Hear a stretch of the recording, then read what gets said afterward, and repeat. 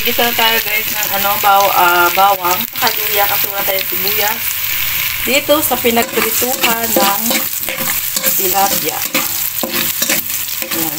Gamit natin yung natirang mantika sa pinagprituhan ng tilapia. So, gisa-gisa lang natin. Wala tayong, okay lang kahit walang sibuyas. Bawang lang. Luya. Bigas. Next natin ang carrots. Madali lang po.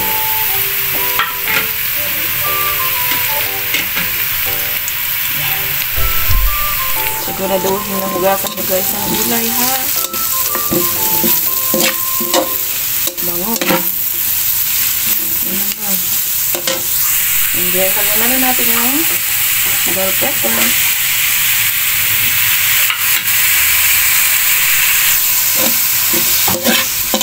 Haluin lang.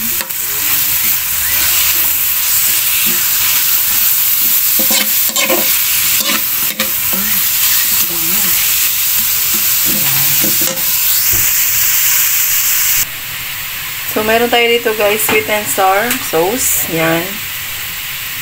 Yan gagamitin natin. And meron din tayong dagdag banana ketchup, paminta. Okay? So, papakita ko sa inyo, nakalagay na ako ng sweet and sour, itong malabnaw, itong light na color, tapos yung ketchup, ayun yung red. Yan. Ginanyan ko para makita nyo. So, ito ketchup, ito sweet and sour. So, haluin lang natin.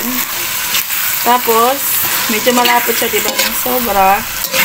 Lagyan natin ng konting water. Wait lang. Walang nagbibidyo kaya, ganyan. So, nilagyan na natin ng paminta. Tapos, ayan. Nilagyan pa na, ilapin na po yung isang pack ng ketchup. So, kuha na yung lasa, guys. Tikman nyo na lang. Hindi pa ako naglalagay ng asin kasi may ano na yung isda. May asin, baka umalat. Saka natin dagdagan mamaya. So, ito yung tilapia.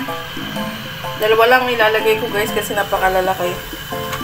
So, ayan. Dalawa lang para yung isa ay ano. So ako, yung iba sinasalin lang sa isda, ako ilalagay ko para mas malasa. Okay, basta. So ayan siya. Para kumapit ang lasa. So inisod-isod muna natin yan.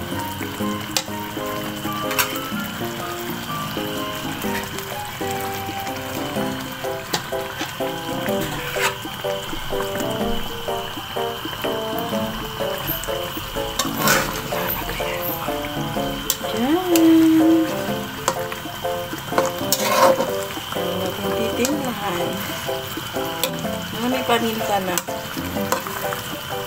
Sakto na po yung ano, lasa ng sweet and sour.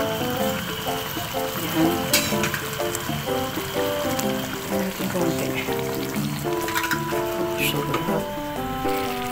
So, yun na guys. Luto na ang ating sweet and sour tilapia. Hello guys, ito na ang ating nilutong sweet and sour tilapia. Ayan. Dalawa po yan. Malalaki na. Yung isa hindi ko na po sinama. Para may extra walang sauce. So, ayan. Lutong-luto na ang ating sweet and sour. Let's eat, guys. Yummy, yummy.